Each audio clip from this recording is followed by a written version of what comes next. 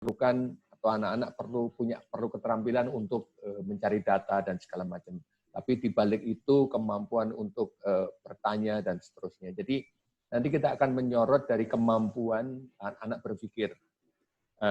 Kebanyakan dari guru, termasuk saya, sangat sulit kalau ditanya, Pak Jeti mau mengajar cara berpikir itu bagaimana sih, gitu kan? Untuk mencari kegiatan yang jelas banget bahwa yes, ini anak-anak mikir nih, gitu. Itu biasanya dihubungkan dengan kalau soalnya rumit, soalnya susah, itu pasti anak-anak berpikir gitu. Padahal bukan itu. Ya. Tidak selalu bahwa rumit berpikir.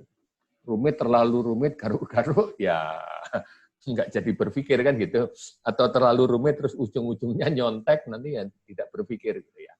Jadi soal yang rumit tidak selalu bisa dihubungkan dengan melatih kemampuan berpikir. Ya. Ada banyak cara. Nah, untuk kali ini kita belajar bersamalah menyorotin berpikir tadi melalui teropong survei dan infografik, kira-kira begitu. Nah, saya akan coba share slide.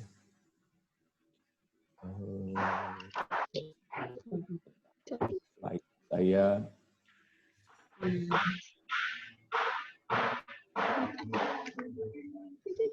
Ya. Sudah terlihat ya slide-nya? Sudah, Pak. Sudah ya. Oh, thank you. Jadi kita judulnya Technology Tools for Supporting Student Thinking Skills. Jadi ini yang untuk membantu anak berpikir. Jadi kita akan lihat teknologi tools-nya apa, lalu supaya bisa support thinking skills harus kita apakan, kira-kira begitu. Nah, ini menu kita hari ini. Kita akan lihat kenapa thinking skills untuk sekarang dan untuk masa depan. Walaupun anak-anak kita masih SMP dan segala macam,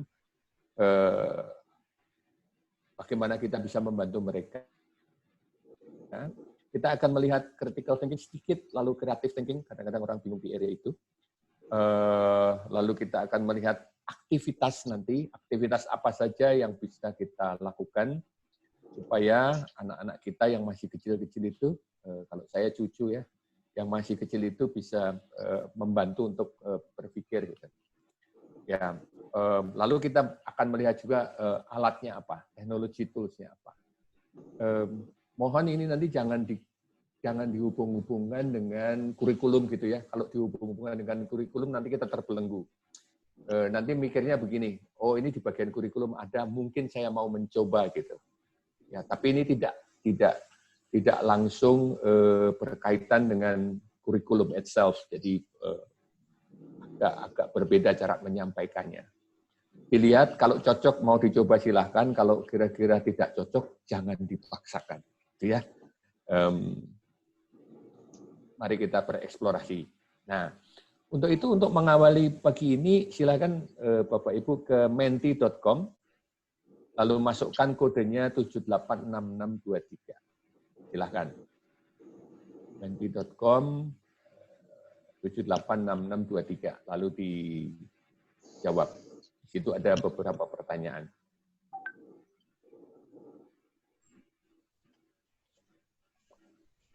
Tiga pengalaman waktu ngajar dari rumah. Ya.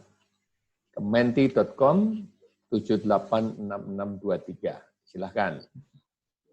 Menggunakan HP boleh, menggunakan laptopnya juga boleh. Silahkan.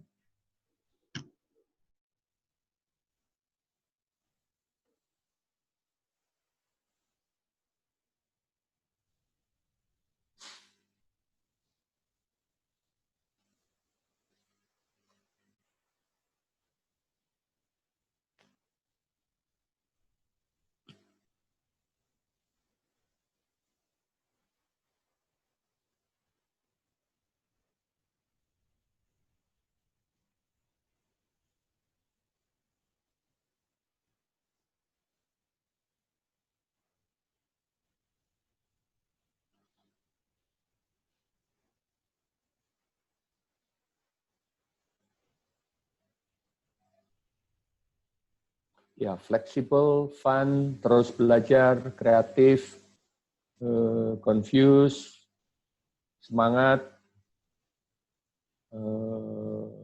fun, ya yang masih dominan fleksibel ya, fleksibel sama fun. Oke, berarti nggak ada yang stres, sudah mulai ini soalnya, sudah mulai terbiasa dengan work from home. Awal-awalnya membuat stres gitu kan, tapi sekarang rupanya sudah menjadi fleksibel dan fun. Nanti akan ada kebiasaan baru, kenormalan baru, itu juga nanti akan mempengaruhinya. Kreatif, fun, fleksibel, ya.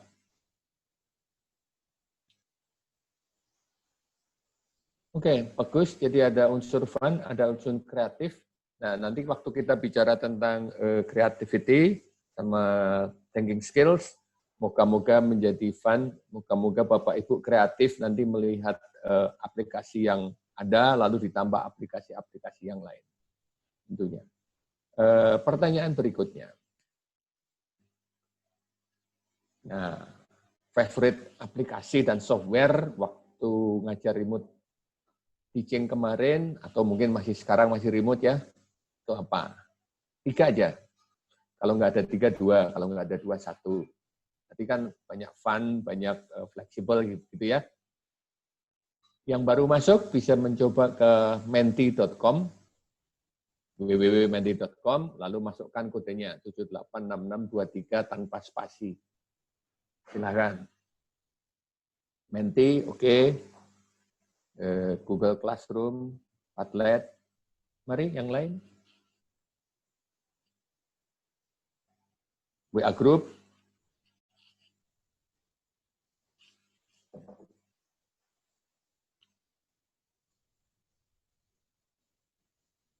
Live worksheet, oke.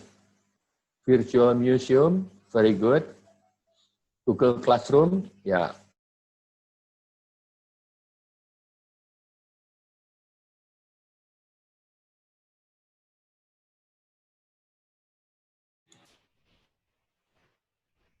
Pak Jati freezing ya kameranya. Are you okay, Pak? Mati. Sebentar. Saya take over dulu. Pak Jati sepertinya terpendam.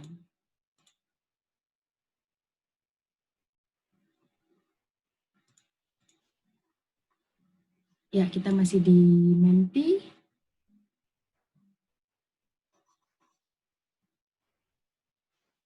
Iya, sepertinya Pak Jati yang terpental dari arena.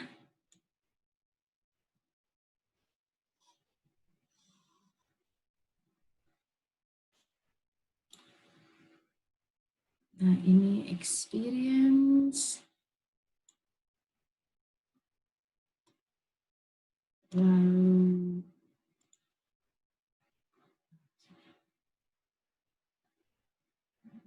aduh, sebentar ya. Ini Pak Jatinya menelpon. Halo, ketendang ya? Iya, oke. Nggak apa-apa, aku coba take over dulu. Iya, ketendang dan hilang. Terus itu mentinya hilang. Oke, no worries. Iya. Oke, siap. Oke, mohon maaf Bapak Ibu, Pak Jati terlempar dari arena. Nanti mungkin kita akan kembali ke Menti ini karena saya tidak bisa mengoperasikan Mentinya ada di Pak Jati. Tapi saya lanjutkan sedikit. Nah, tadi kan Pak Jati sedang membahas tentang thinking skills. Lalu kenapa kita perlu mengenalkan thinking skills untuk siswa kita. Mungkin Ibu Bapak ada yang mengajar di SMP, ada juga yang mengajar di SMA. Karena saat ini kan kita pasti sudah sering dengar bahwa kita ini mengajar anak-anak yang digital native. Mereka lahir sudah di zaman digital, dan mereka juga tidak memiliki pengalaman hidup di zaman analog seperti saya dan mungkin seperti Bapak Ibu, sebagian Bapak Ibu. Kita dulu, saya waktu kecil hidup di zaman analog, belum ada teknologi. Anak-anak sekarang dia tidak mengenal kehidupan tanpa teknologi. Nah, mereka terbiasa dengan potensi teknologi, dan teknologi ini bisa memberikan kemampuan untuk mengembangkan keterampilan siswa dalam problem solving, memecahkan masalah, lalu critical thinking, communication skills, dan creative thinking. Hari ini kita akan bahas critical thinking dan creative thinking, walaupun dalam critical thinking itu tentunya ada unsur problem solving di situ. Baik, ini seharusnya nonton video, kita coba dulu apakah videonya jalan atau tidak. Oh, oke. Nah, dalam video ini, sebentar ya. Let's see, share computer sound. Oke. Apa siswa kita perlu mengenal keterampilan-keterampilan seperti creative thinking, critical thinking, dan lain-lain? Karena siswa kita nanti ketika mereka belajar tidak hanya berkompetisi dengan manusia, tapi siswa kita akan berkompetisi dengan robot-robot ini. Robot-robot yang sudah terbiasa dengan otomatisasi, sudah bisa mengerjakan hal-hal yang rutin, yang berpola. Nah, manusia harusnya menjadi support system. Robot itu harusnya menjadi pelengkap manusia yang berpola, yang tidak harus menggunakan critical thinking, creativity, dikerjakan oleh robot. Manusia tinggal yang urusannya critical thinking dan creativity. Kita tonton video ini, bagaimana di sebuah restoran, waiternya biasanya kan yang nanyain menu, yang mengantarkan makanan itu manusia. Nah, di restoran ini manusia sudah tidak dipergunakan sebagai waiter, digantikan oleh robot. Mari kita tonton sama-sama dulu.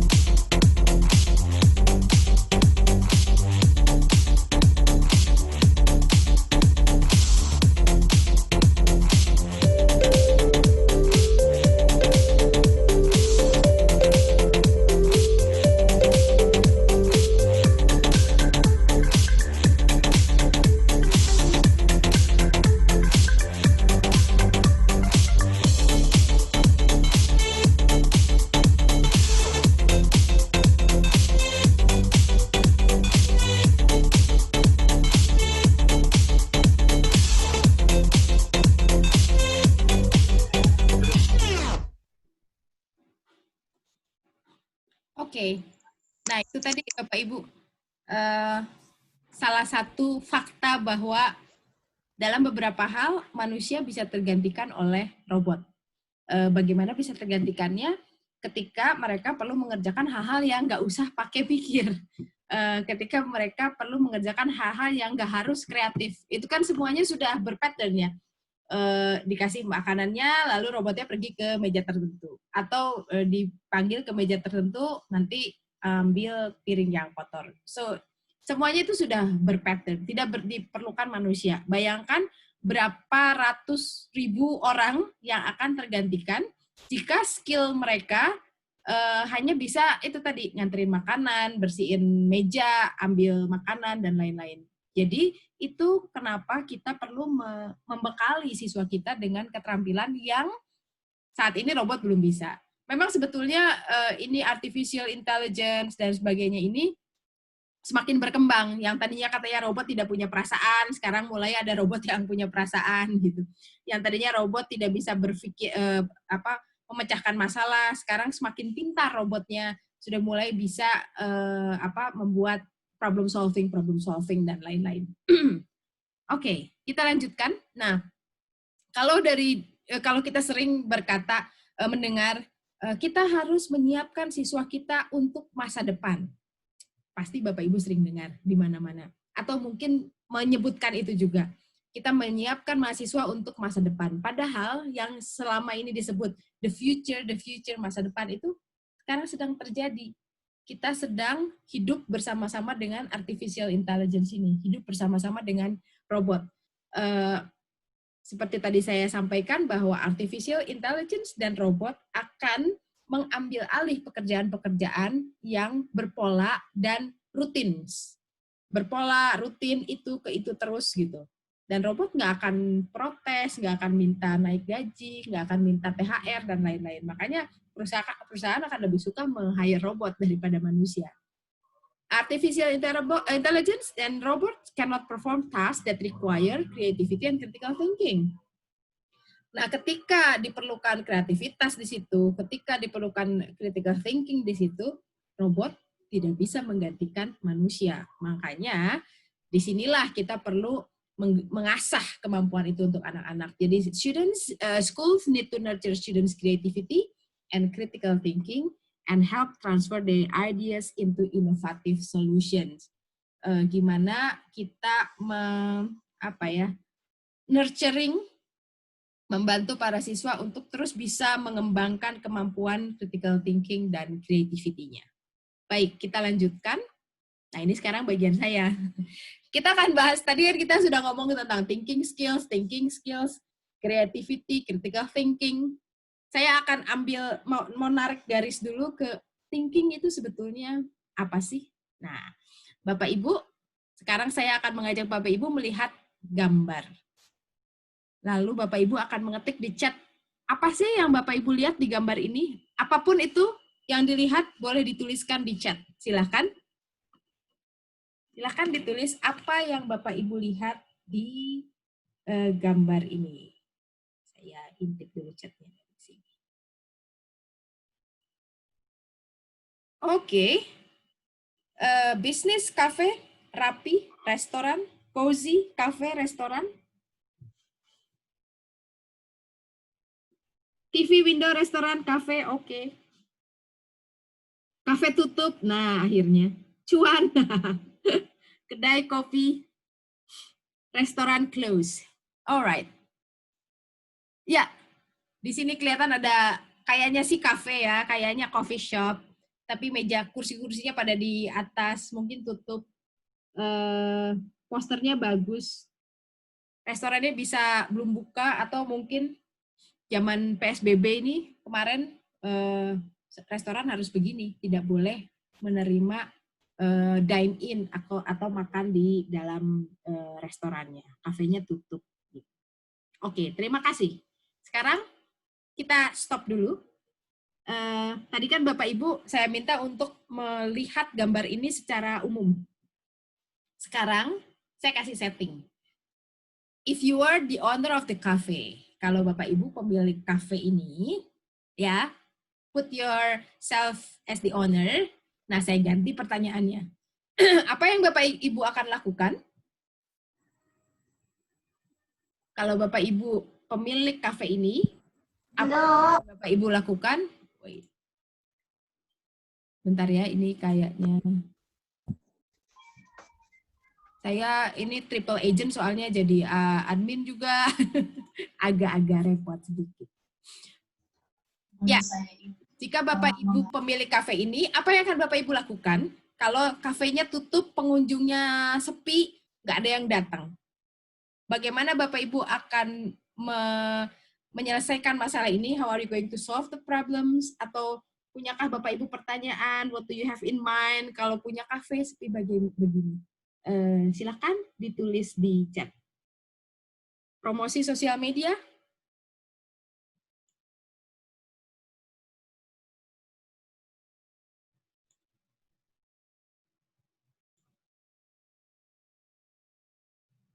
Mengubah penjualan dengan sistem online, oke. Perkuat promosi, take away produk, mengubah sistem penjualan, mengadakan event, promosi lah, betul.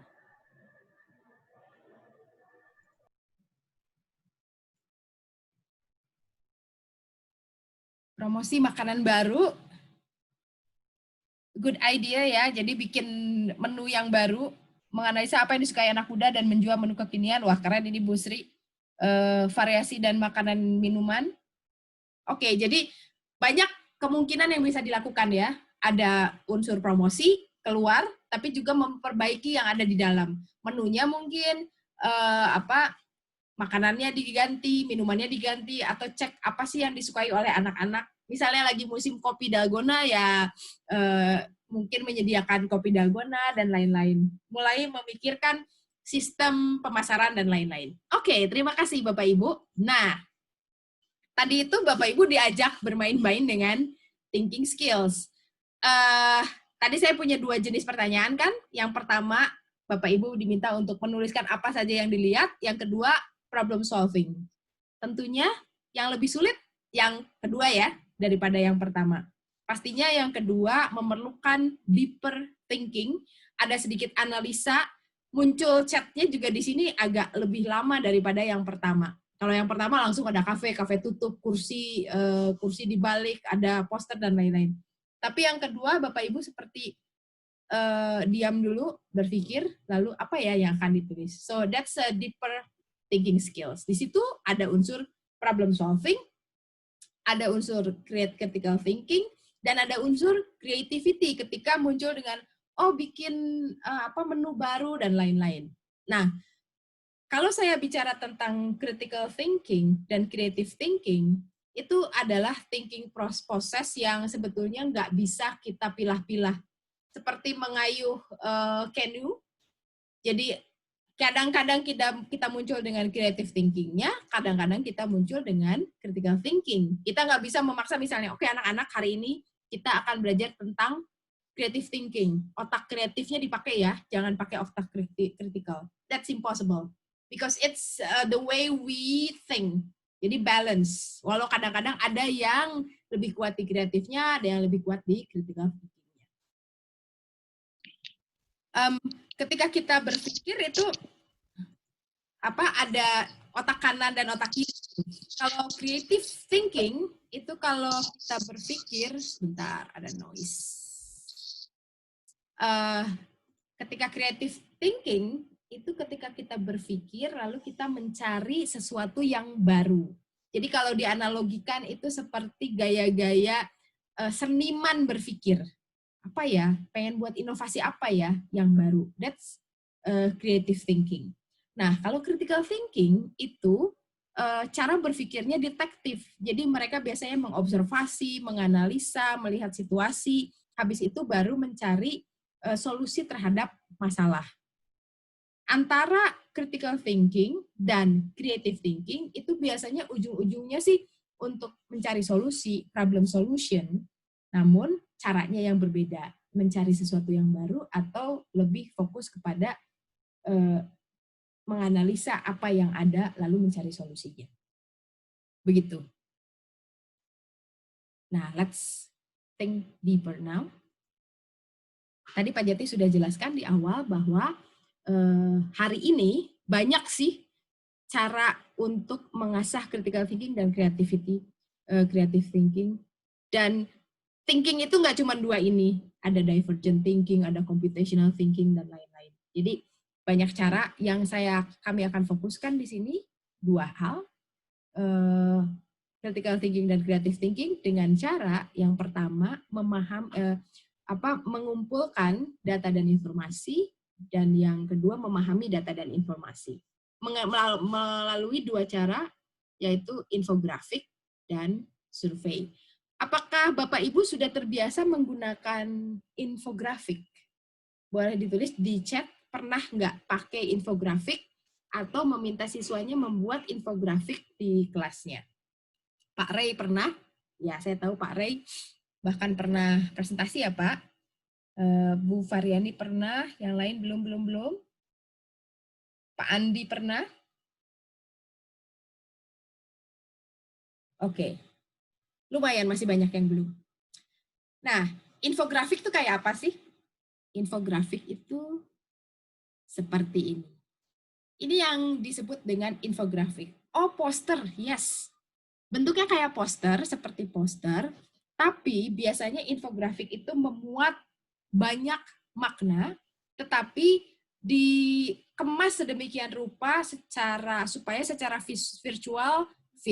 visual menjadi atraktif, menjadi menarik. Kalau Bapak Ibu lihat di sini, di dalam infografik ini ada informasi tentang ini kopi ya, kopi. Lalu ada data statistik. Ada data statistik. Ini ada yang berbunyi keras.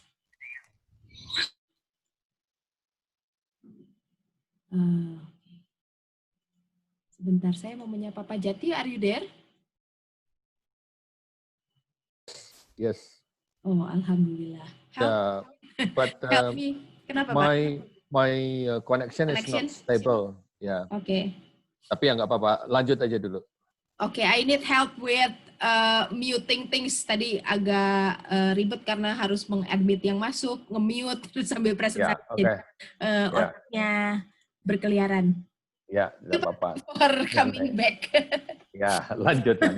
Sorry, internetku down. So that's okay. Moga-moga yang saya juga nggak jadi down. Ya. Ya. Lanjut. Yang tadi berapa menit itu rasanya jadi host, jadi moderator, jadi presenter juga. Ya, nyantai saja. Ya, kita lanjutkan ya. Nah, ini tadi yang namanya infografik. Ada informasi, biasanya infografik memuat informasi statistik. Kalau zaman dulu yang namanya statistik itu, saya yang nggak suka matematika ya, nggak tahu kalau ada guru matematika di sini. Melihat data statistik itu sulit, rumit, tidak menarik. Nah, sekarang orang-orang memindahkan data statistik menjadi sesuatu yang secara visual lebih atraktif. Makanya muncullah infografik seperti ini. Ada sih infografik yang tidak memuat data statistik, seperti poster biasa jadinya, poster yang isinya informasi. Kalau Bapak Ibu lihat, di sini ada infografik tentang kopi, warung kopi. Lalu kita lihat yang bagian ini, yang bagian di sebelah kiri bawah ini menunjukkan persentase apa yang dilakukan orang di warung kopi. Ada yang 60% yang beli untuk bawa pulang, ada yang ngobrol dengan teman, bekerja dengan teman. Tapi yang paling penting dari sebuah warung kopi adalah servisnya untuk customer. Nah, ini satu bagian informasi. Bagian sini yang di atas dan yang ini itu menunjukkan data statistik jenis kopi yang paling banyak disukai oleh pengunjung. Ya, ada yang suka coffee, ada yang suka black coffee dan lain-lain.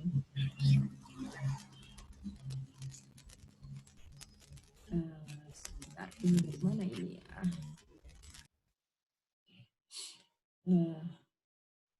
Oke, nah ini infografik.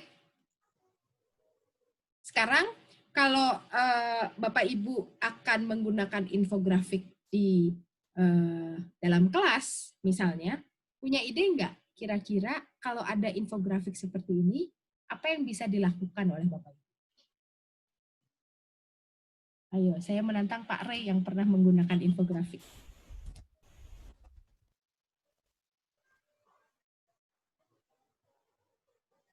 Silahkan dilihat infografiknya, lalu kira-kira apa sih yang bisa dilakukan bersama siswa menggunakan infografik ini? Bisa dilihat dari berbagai jenis. Voting bisa. Jadi mengikuti survei ini ya, kopi mana yang paling disuka, lalu mereka voting. That's possible. Thank you, Pak Suryadi. Good idea. Ada lagi selain voting? Membuat survei. Polling kelas akan lebih menarik, yes. Pernah ke warung kopi nggak? Kalau ke warung kopi ngapain? Membuat klasifikasi, categorizing, oke. Cause and effect, maybe, possible.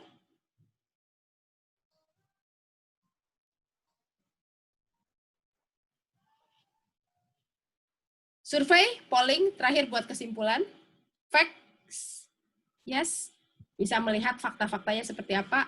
Report text bisa, mungkin bisa juga hasil ini lalu dibuat menjadi report text, gitu ya. Mereka buat survei lalu dibuat infografik, atau mereka melihat sebuah infografik lalu di summarize, dibuat ringkasannya dalam bentuk report text. Quiz singkat bisa aja. Presentase tertinggi mana yang kegiatan orang yang datang ke tempat ngopi, mana yang paling tinggi, mana yang paling rendah, dan lain-lain. Itu bisa ya, bisa buat quiz. Jadi kita bisa mengajak siswa untuk memahami konten dari infografik ini, tapi bisa juga mengajak siswa untuk mengecek kebenaran fakta dari infografik ini. Itu ya. Yang pertama bisa dilihat, ini ada konten nih, lalu Bapak Ibu kasih pertanyaan, mereka jawab, jawabannya ada di infografik. Tapi bisa juga questioning, mempertanyakan. Ya gitu, ada kebanyakan orang suka minum kopi yang light tan, nggak terlalu pekat gitu kopinya. Betul gitu, kebanyakan orang pergi ke warung kopi sama temennya untuk meet up. Nah itu kayak questioning, lalu membuat survei ulang. Itu pun bisa. Atau melihat infografik lalu membuat summary, ringkasan dari infografik dalam bentuk tulisan. Nah, ini beberapa kemungkinan yang bisa kita lakukan dengan existing infografik. Kita lupakan dulu membuat infografik, tapi kita memanfaatkan infografik yang ada. First, peer-created questions. Siswa diberi infografik, lalu membuat pertanyaan berdasarkan infografik tersebut, lalu exchange. Itu ya. Fact-finding yang saya tadi bilang. Fact-finding itu mempertanyakan kebenaran dari konten infografik itu, dia membuat survei kecil di lingkungannya gitu, melalui sosial media dan lain-lain.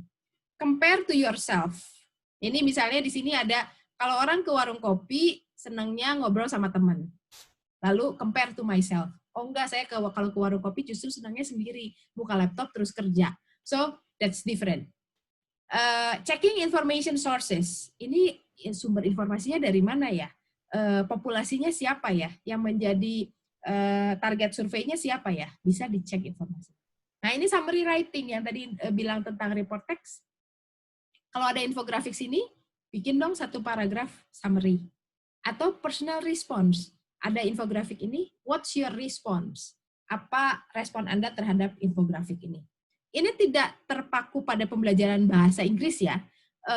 Pelajaran-pelajaran lain pun tetap bisa menggunakan, memanfaatkan infografik ini. Banyak yang bisa dilakukan. Tergantung konten infografiknya seperti apa. Oke. Nah, kita akan group work sebentar. Tapi saya minta Bapak Ibu memotret dulu bagian yang ini, supaya nanti pas group work, Bapak Ibu punya ide, ingat poin-poin yang ini. Poin-poin yang ini bisa diingat. Mohon difoto dulu, terserah mau screenshot, mau foto pakai kamera. Yang penting Bapak Ibu nanti punya data yang ini. Karena nanti pas group work, Bapak Ibu akan memerlukan ini. Parah ya. Kalau sudah, boleh klik done atau sudah di chat supaya saya tahu bahwa kita siap masuk ke ini selanjutnya. Ke slide selanjutnya. Tell me if you're done. Boleh bilang sudah done. Oke. Udah screenshot. Oke. Mantap.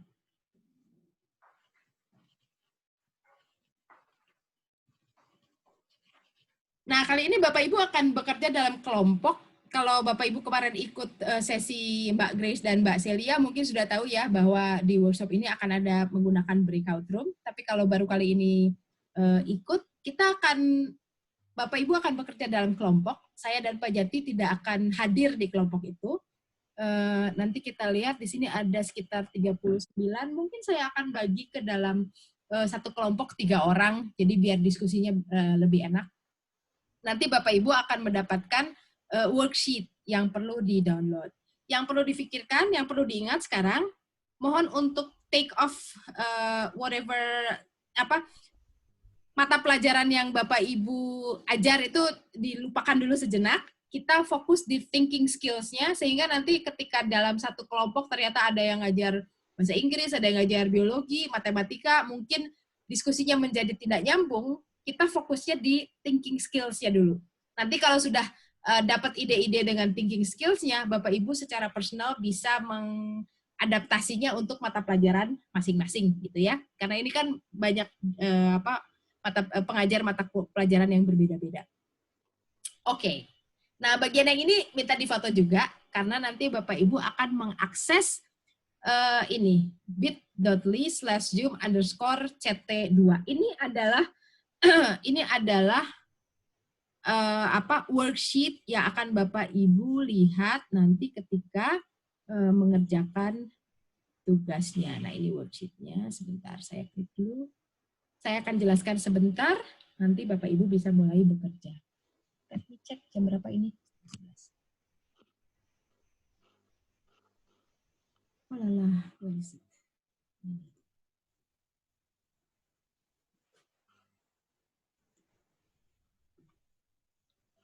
Pak Jati, can you check worksheet ini pergi ke worksheetnya atau tidak? Tidak, karena tadi pas saya cek, dia perginya ke worksheet yang Bitly Zoom ya. itu, bentar. Dia pergi ke worksheetnya atau enggak? .ly/city_.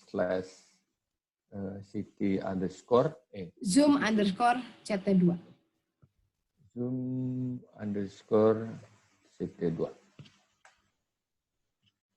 Itu pergi ke worksheet atau worksheet PDF. Oke, sip kalau begitu. Kaget karena ini tiba-tiba perginya ke sini. Nah, saya tampilkan saja ya yang ininya. Oke. Nah, ini worksheet nanti yang akan Bapak Ibu lihat dengan mendownload link yang tadi Bitly. Bapak Ibu akan bekerja dalam kelompok, satu kelompok mungkin kira-kira 3 orang. Pertama kenalan dulu ya. Kenalan dulu, boleh foto bersama di Zoom-nya, lalu nanti Bapak Ibu akan upload di Padlet. Nah, klik Padlet-nya itu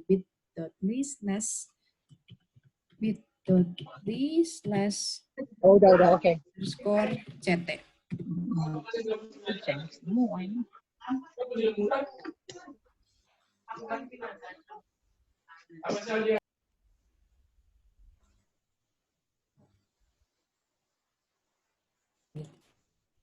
Oke, nah ini nanti grupnya, nanti Bapak Ibu akan memiliki grup masing-masing, jadi akan tahu. Ini ada 39. Ya, oke. Nah, ini ada grup 1, 2, 3, nanti kayaknya satu kelompok sekitar 3 orang atau 4 orang lah. Jadi foto bersama, upload, nah ini linknya untuk ke Padlet, tinggal klik tambah, lalu upload fotonya, gitu ya. Kegiatan pertama 5 menit aja, ngobrol dulu, saling menyapa. Nanti masuk ke kegiatan kedua. Nah, ini yang kegiatan kedua, Bapak Ibu akan melakukan kegiatan fact findings on infografik. Saya sudah menyediakan 5 infografik, jadi Bapak Ibu tidak usah mencari, gunakan saja yang ada, dengan berbagai tema. Dengan kelompok Bapak Ibu, pilih salah satu infografik yang menurut Bapak Ibu paling menarik. Ini infografik 1, 2, 3, 4, dan 5. Oke, nah itu 5. Nanti tinggal diikuti aja perintahnya, dipilih, lalu buat 3 pertanyaan, pilihan ganda, jawabannya bisa langsung ditemukan di situ. Kalau sudah, upload pertanyaannya dan tulis infografik nomor berapa yang Bapak Ibu pilih. Setelah itu, nanti ada kegiatan ketiga. Nah, kegiatan yang ketiga agak sedikit lebih kompleks. Nah, ini pada kegiatan ketiga adalah making personal response. Making personal response itu Bapak Ibu, bayangkan Bapak Ibu meminta siswa untuk memberikan respon pribadi terhadap isi infografik, lalu misalnya membandingkan data yang ada pada infografik dengan kondisi atau fakta yang dimiliki siswa secara personal.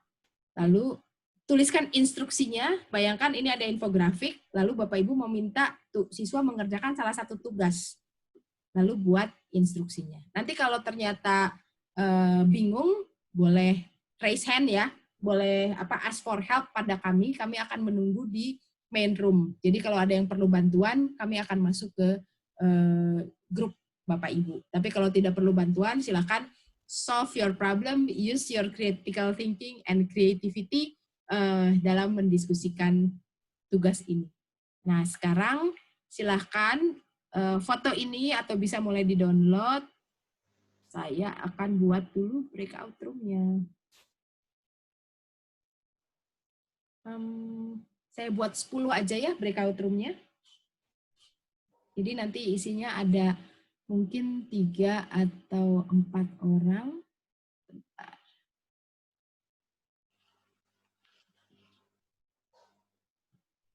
Nanti Pak Jati akan masuk ke breakout room sepertinya. Jadi nanti keluar lagi aja Pak.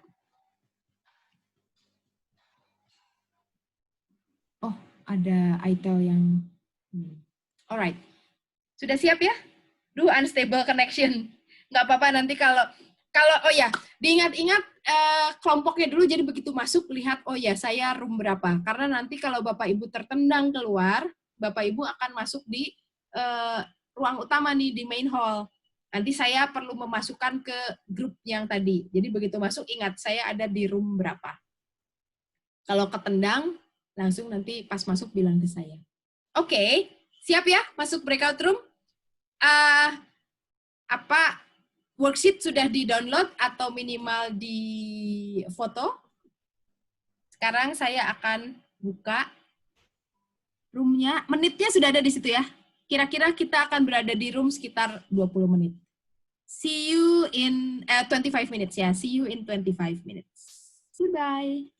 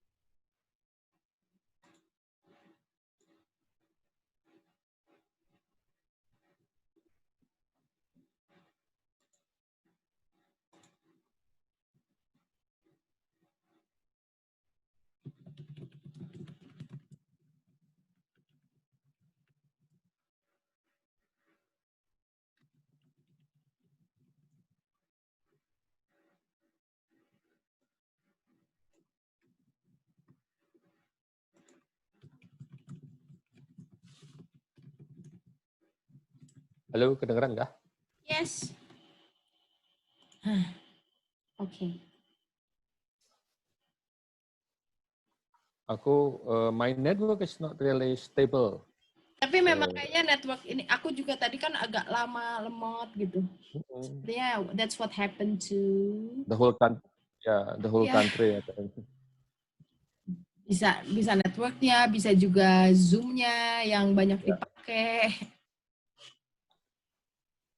Ibu Siti, kenapa?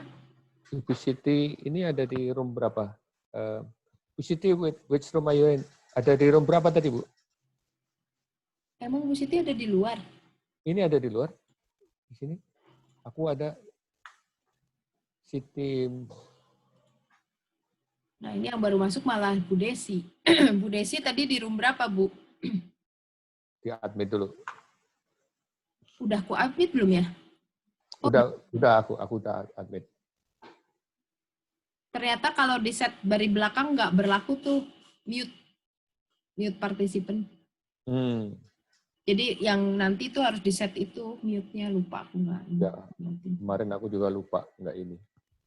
Ibu Desi, aduh Bu Desi mikrofonnya nggak bunyi. Bisa pakai chat ya Bu ya. Tadi ada di room berapa? Bu Siti Mutoharoh juga tadi ada di room berapa? Jadi biar bisa saya kembalikan.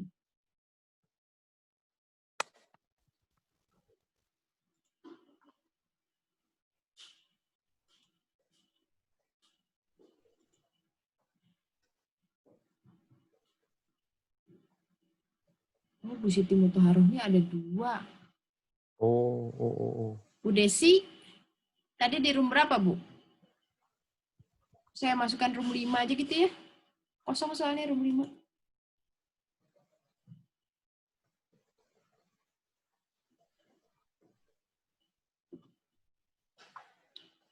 Room 5 cuma berdua soalnya.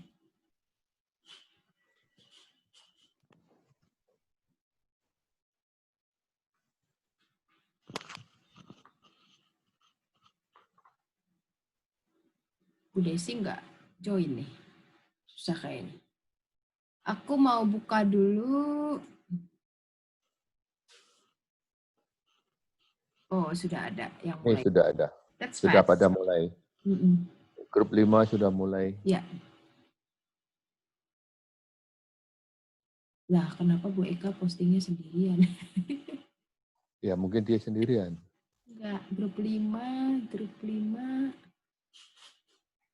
Aneh. Padahal di grup 5 itu nggak ada yang namanya Eka. Adanya Rolly sama Ernesti, tapi yang posting Eka. Ya wis lah. Ini nggak ada teman Aitel yang lain ya? Nggak ada.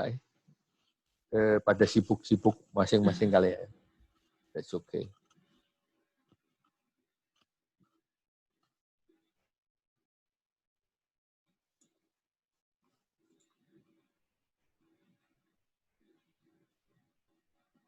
Ada Jember, tapi bukan Bu Eka ya?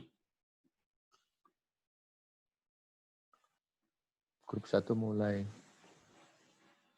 Lumayan sih.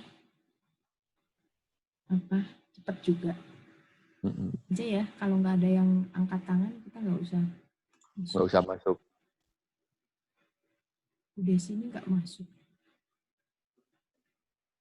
Jangan-jangan ada 2 dia. Bisa jadi sih. Kadang-kadang dia tuh kalau udah pindah, kelihatan trace-nya masih ada di belakang. Di tempat sebelumnya. Aku tadi agak belibet karena konsentrasinya terbagi-bagi, jadi ngomongnya tuh nggak jelas gitu. Ya, enggak apa-apa.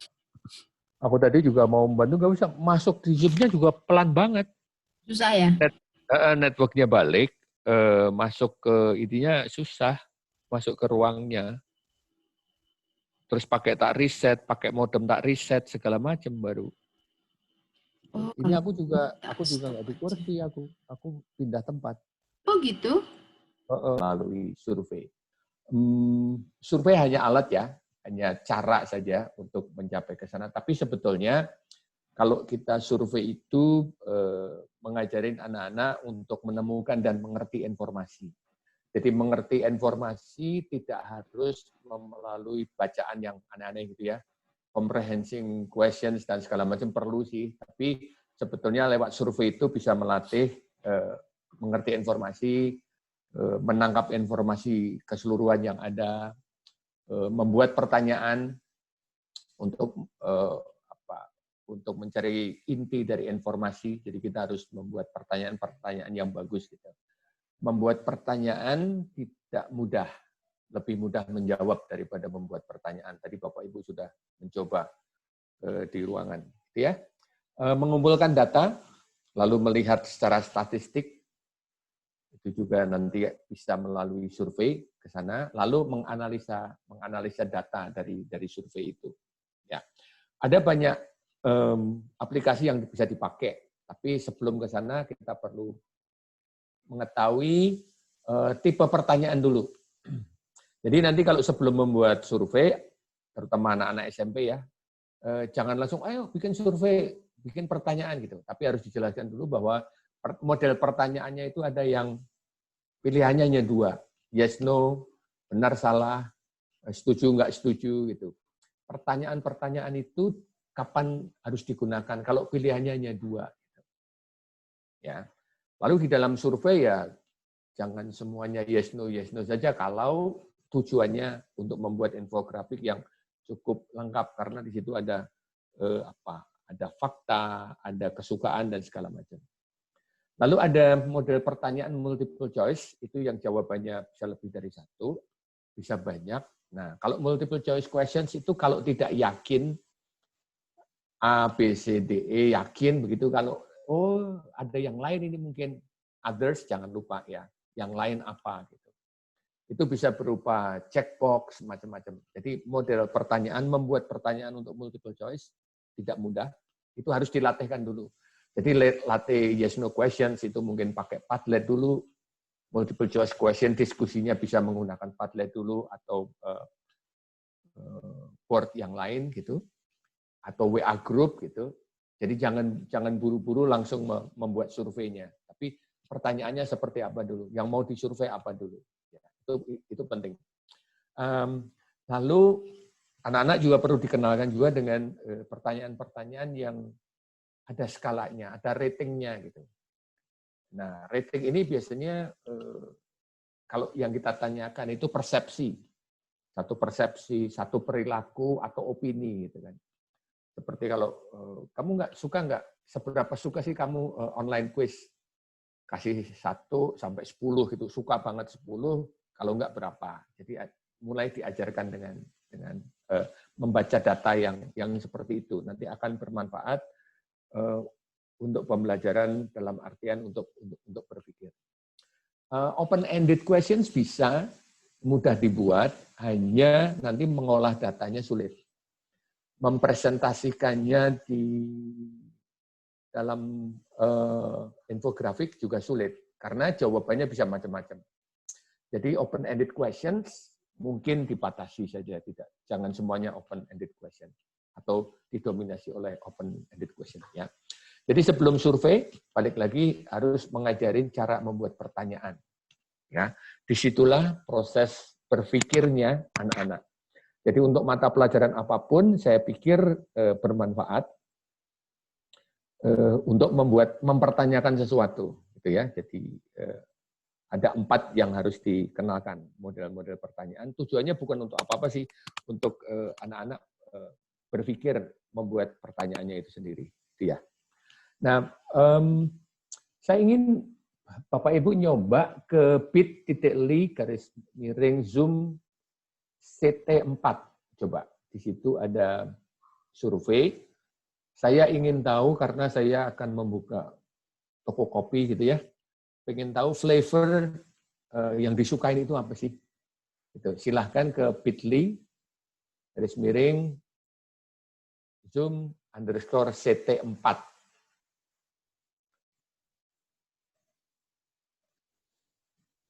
Silahkan.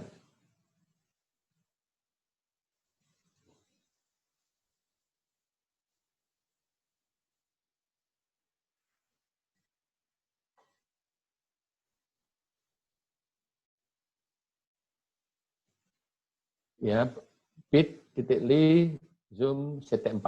Nah, di sini are there any flavor or combination of coffee that you think you should be brought to market? Lalu ada di situ kopi temulawak contohnya.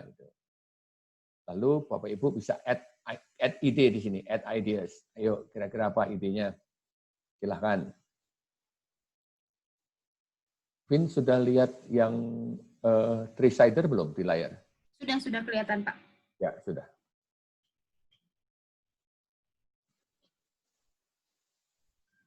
Mari ditambah.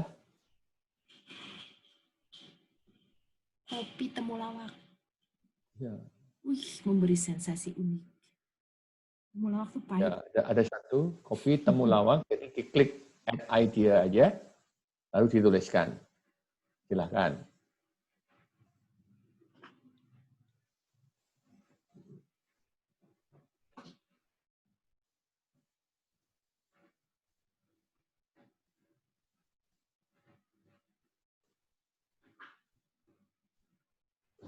Kok belum ada yang masuk? Sini dulu. Biasanya perlu di-refresh. Oh, di-refresh ya, di-refresh punya aku. Ya, it takes sometimes sampai dia... Oh, oke. Sudah ya. Ya, good. Kopi campur, rum coffee, kopi gula aren, ya menarik. Ada 1, 2, 3. Kopi campur apa? Kopi campur kopi. Black coffee, caramel latte, ya.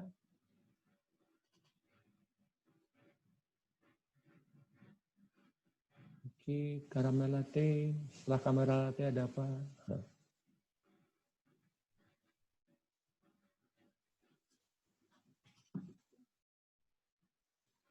Oke, uniknya dari website ini adalah kopi aroma kayu manis. Oke, adalah di sini ada add argument. Jadi yang tadi nulis siapa nih? Pak Andi, ya. Pak Andi Fitra nulis argumen kenapa kopi dan gula aren. Klik di sini lalu nulis argumennya. Ini yang kopi temulawak. Ini contohnya argumennya, rasanya memberi sensasi unik dan seterusnya. Bisa juga yang cons. Jadi kalau diklik add arguments, mau plus atau mau minus gitu. Kalau minus, nggak setujunya kenapa. Kalau plus, setujunya kenapa. Ya.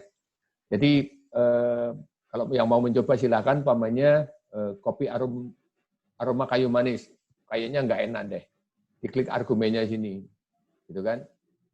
Nanti negatif pamannya. Terus aroma kopi hilang dong.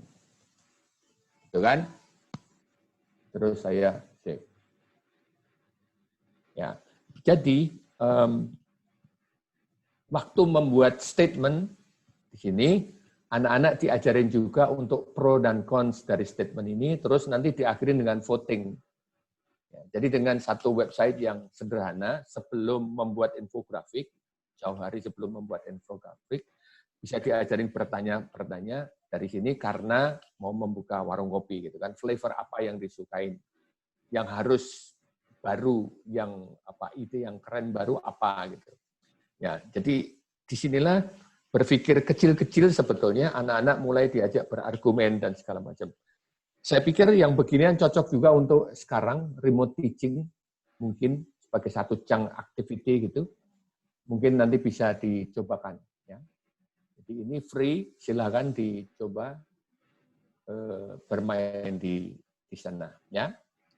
Saya lanjutkan, ini yang contoh saja, survei yang dilakukan, surveinya pendek, gitu kan, tetapi bisa ada plus minus, bisa untuk diskusi dan seterusnya. Tidak hanya survei, terus menjawab, terus langsung mengumpulkan data. Sebelum mengumpulkan data, terjadilah perdebatan di situ dan segala macam.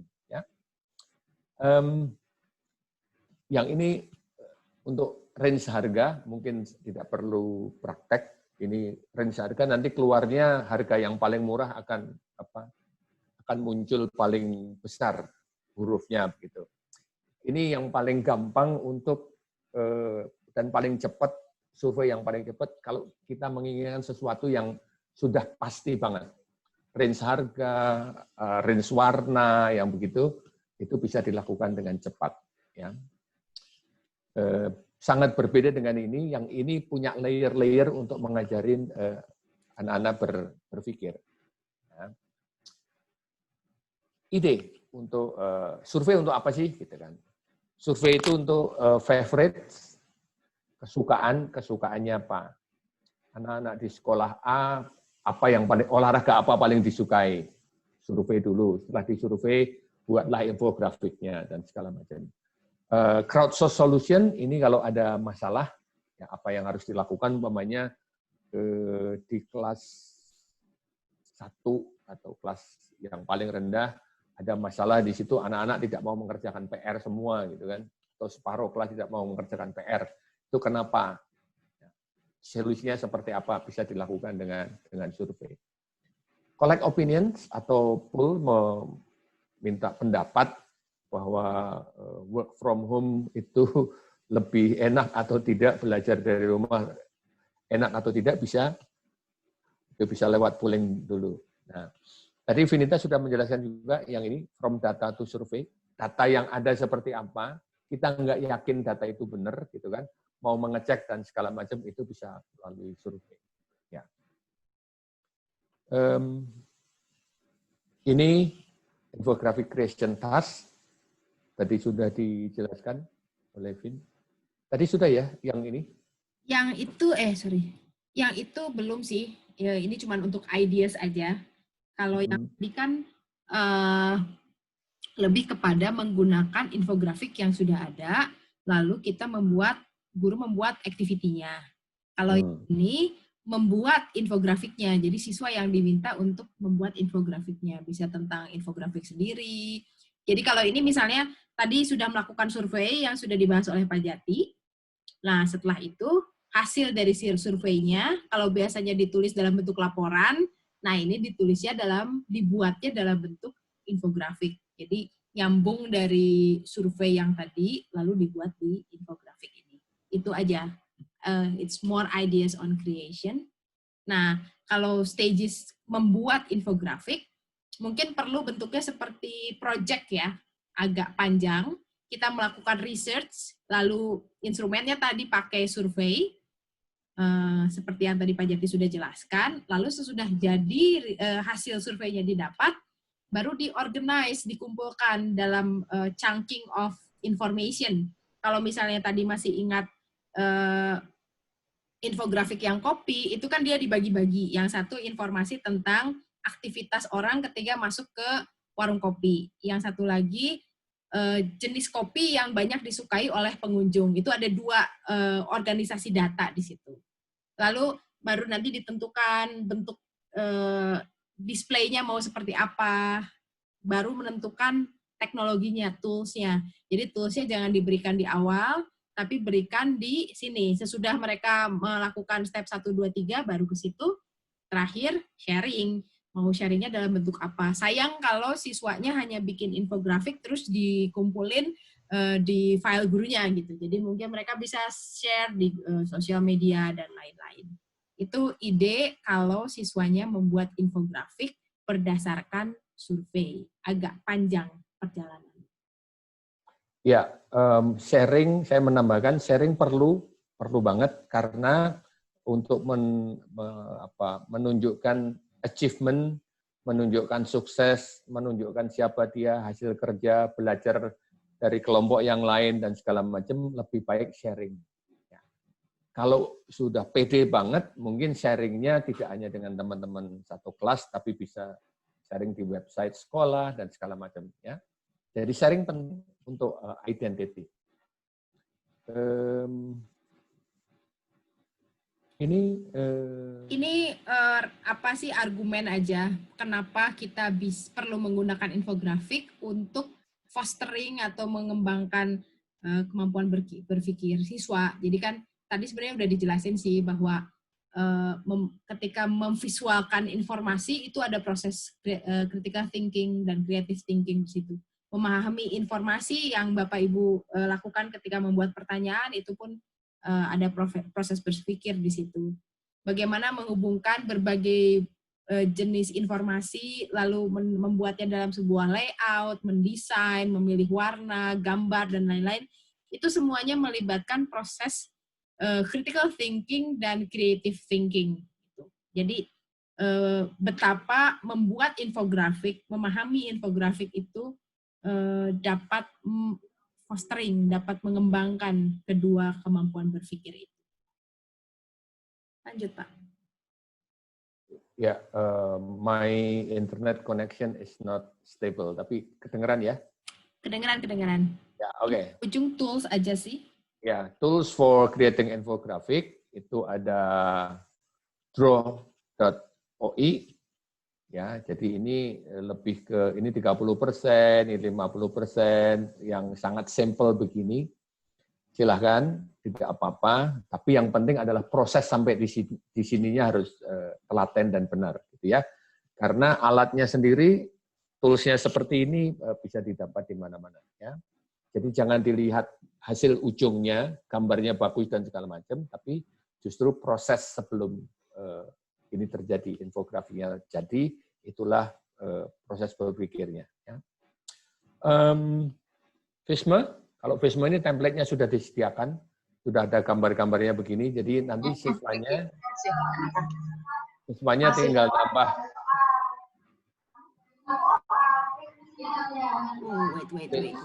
Wait. Siswanya masih nggak bisa mute. sampai jam 12. Okay. Ya, siswanya bisa tinggal mengganti huruf-hurufnya yang ada di sini ya. Itu Visma. Ada Canva, sudah terbiasa dengan Canva, sudah banyak dikenal tentunya.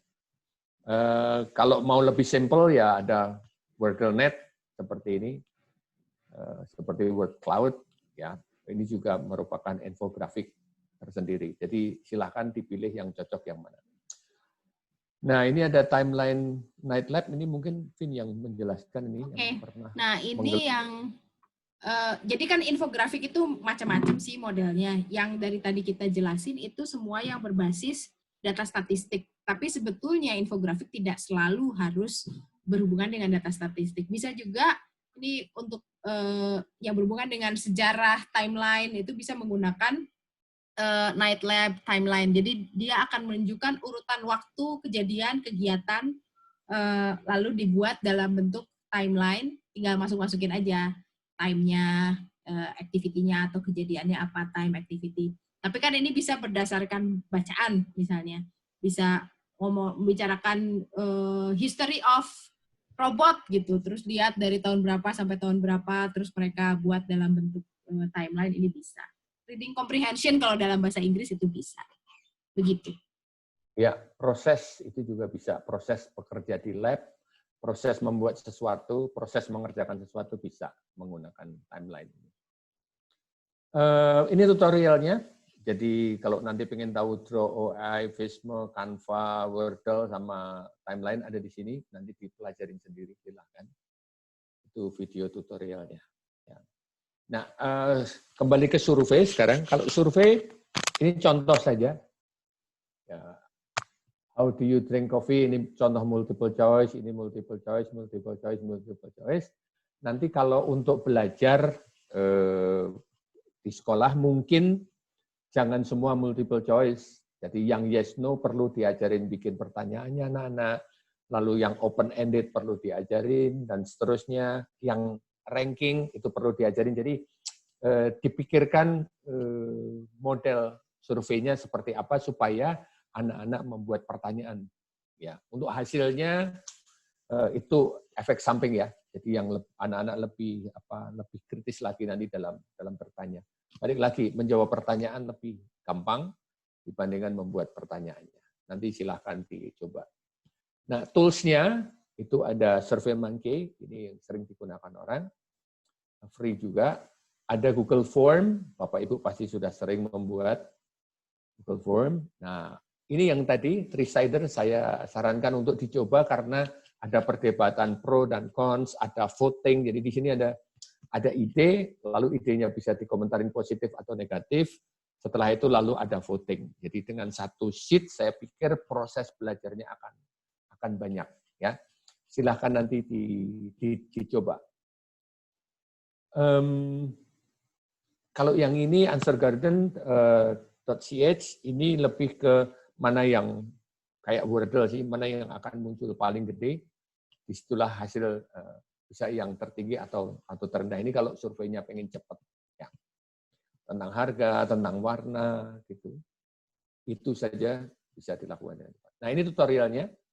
Answergarden ada di sini, SurveyMonkey ada, three-sider ada, yang Google Form tidak. Karena itu sudah sangat-sangat umum, saya pikir Bapak Ibu sudah terbiasa di sana. Nah, survei, balik lagi tadi sudah, untuk mencari dan mengerti informasi, membuat pertanyaan, lalu mengumpulkan data, melihat statistiknya, lalu menganalisa statistiknya, lalu bisa dilanjutkan dengan membuat infografik. Ya, jadi ini mengerti, mengumpulkan data atau informasi, lalu berubah menjadi infografik dan survei. Ya, di situ melibatkan critical sama creative thinking. Terima kasih. Jadi saya kembalikan ke ini yang CT3. Ini adalah tadi kan Pak Ivan juga tanya apakah bisa diakses. Nah, slide ini bisa diakses melalui link berikut. Nah, nanti bisa link-linknya langsung didapat dari situ ya. Link tools-tools yang tadi disampaikan. Jadi memang tools-nya kami sampaikan di akhir, tidak didemonstrasikan how to-nya. Silahkan dieksplor sendiri. Nanti bisa dicoba-coba mana yang paling cocok. Kita punya waktu sih sekitar 5-10 menit gitu kalau mau ada pertanyaan, silahkan Bapak Ibu. Sambil saya mau mengeluarkan pollingnya dulu. Ya. Ini ada polling sedikit untuk nanti saya bisa mendata siapa yang hadir hari ini, jadi bisa kami kirim sertifikat berdasarkan polling ini ya. Saya launch polling, kalau ada Bapak Ibu yang ingin bertanya sambil nungguin mengisi polling bisa tanya langsung nanti sama Pak Jati di unmute mungkin. Kalau ada yang mau tanya bisa raise hand. Ya, raise hand atau apa, atau bisa juga di chat. Silakan. Pollingnya di launch fit sudah. Sudah di launch. Ini udah ada yang ngisi kok. 4, 5, 6. Ya, pollingnya diisi untuk sertifikat, jangan lupa. Nanti tunggu maksimal 1 minggu ya untuk mendapatkan sertifikatnya. Kalau 1 minggu belum nerima, bisa email ke ITEL. Silakan kalau ada yang mau bertanya atau cerita pengalaman tadi di breakout room belum sempat ditanya-tanya.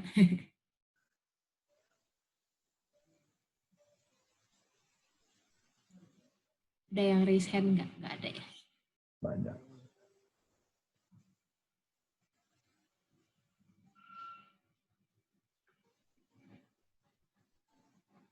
Ya sudah, kalau tidak ada... Tunggu sebentar, masih 21 orang, kita masih nunggu yang ngisi ini Pak. Masih oh iya. Tunggu yang ngisi polling. Ada 39.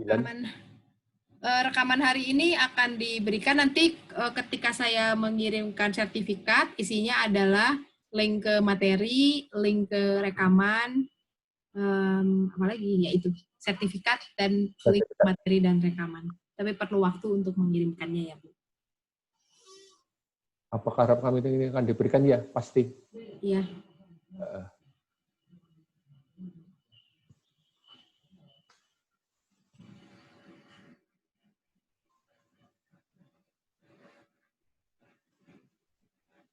Sama-sama.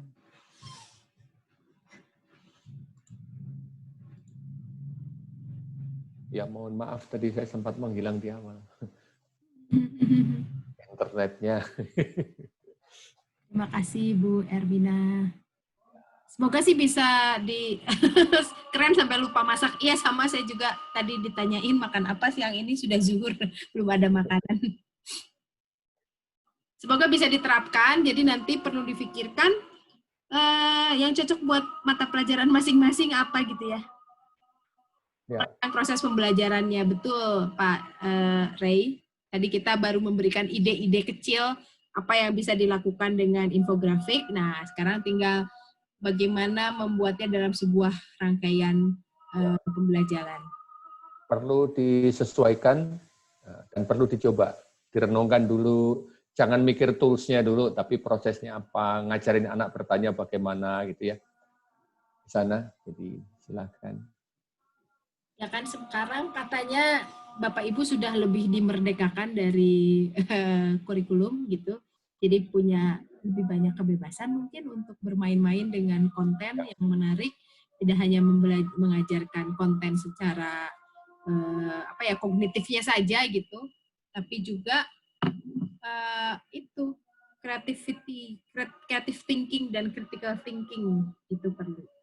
Pengalaman pertama di breakout room sama kita juga masih pada belajar nih Bu, baru kedua ketiga karena kalau jumlah peserta banyak susah.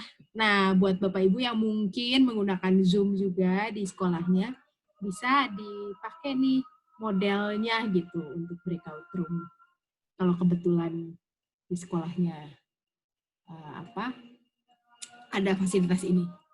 Baru 75% nih yang ngisi polling, saya masih nunggu, makanya kita masih ngobrol-ngobrol dulu sebentar.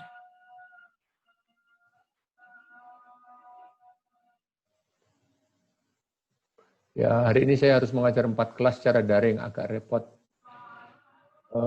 Ya, kalau mengajar daring, pesan saya jangan Zoom terus, kasihan. Kasihan siswanya bermain dengan Zoom, mungkin dipikirkan yang lain. Pakai discussion board atau pakai apa gitu. Pakai WA group, saling ngobrol di situ gitu. Jadi mungkin perlu. Ya, bisa kayak three-sider yang tadi. Ya, three-sider itu sudah menjadi diskusi tersendiri, tidak perlu pakai kuota yang cukup mahal gitu. Ya, semoga memberi sedikit gambaran lah untuk mengajar critical thinking sama creativity, sama creative thinking. Baru 27 orang, masih ada 10 nih yang belum isi. Saya tunggu. Kalau 10, kalau nggak ditunggu nanti nggak dapat sertifikat loh. Iya. Sambil kita menutup mungkin ya, kalau Bapak Ibu mau meninggalkan ruangan, jika sudah mengisi polling, dipersilahkan. Mungkin yang ibu-ibu sudah harus memasak atau menyiapkan makan siang, sudah zuhur, mau sholat, dan lain-lain, silahkan. Terima kasih sudah mengikuti kegiatan kami hari ini. Mohon maaf kalau ada, ya sama-sama ya, technical problems here and there. Kalau mau leave room, dipersilahkan. Yang belum mengisi, kami tunggulah barang 5-10 menit. Tulus lah, ada maunya, sama. Materi belajar saya ambil dari YouTube, latihan saya ambil dari live worksheet, mengajarnya di Edmodo. Wah, keren ini Bu Ermina ini. Sudah menggunakan berbagai jenis tool. Terima kasih Bapak Ibu semua, Ani, Yunita. Pamit ya Pak Jati, Bu Fini. Terima Ya, kasih. Silakan Bu Epi. Makasih ya. Terima kasih. Terima kasih banyak sudah mampir.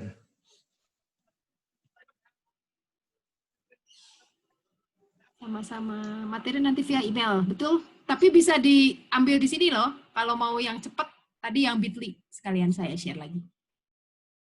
Untuk materi nanti di email, tapi bisa diakses dari sini juga. Mana tadi? Ya, ini. Ya, bit.ly/zoom_ct3. Kalau mau instan dari sini, karena yang lewat email mungkin masih perlu beberapa hari.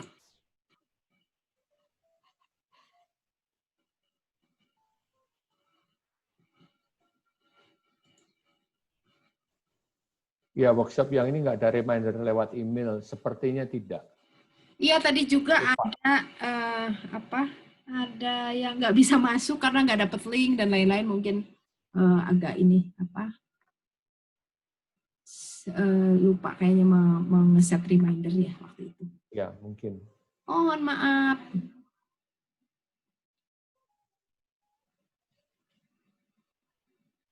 Sebentar, aku mau ngecek dulu polling. Masih 28. Oh, 28 of 28. Mungkin ada yang 2. Kita berdua dikurangi. Iya.